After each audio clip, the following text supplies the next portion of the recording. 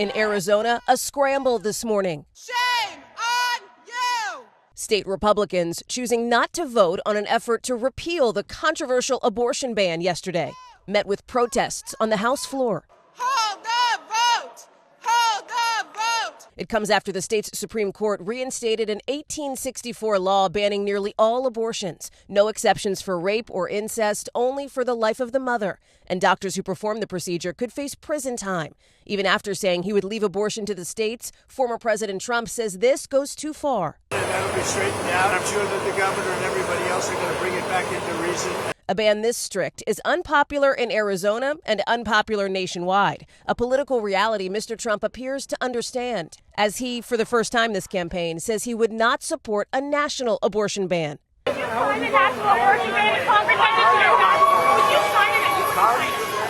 As president, Mr. Trump had backed a national abortion ban at 20 weeks and just last month signaled openness to a ban after 15 weeks. I'm thinking in terms of that, and it'll come out to something that's very reasonable. Now, the former president acknowledging overnight Democrats see a political advantage. The only issue they think they have is on abortion, and now all I say is the states are handling it, and it's totally killed that issue. President Biden argues this is not about states' rights, but women's rights. Our Peter Alexander at the White House. What do you say to the people of Arizona right now who are witnessing a law go in place that dates back to the Civil War era?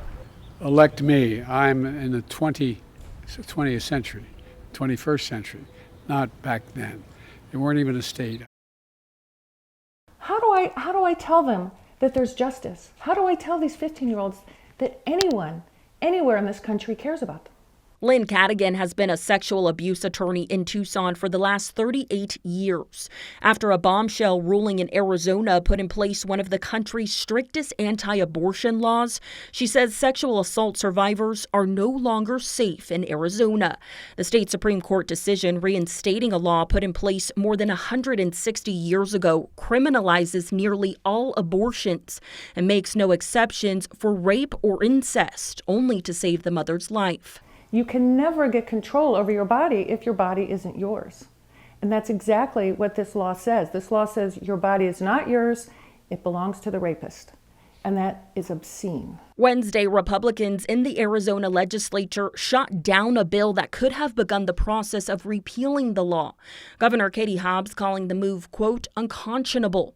The extremist Republican majority had the chance to do the right thing for their constituents, and they failed, end quote.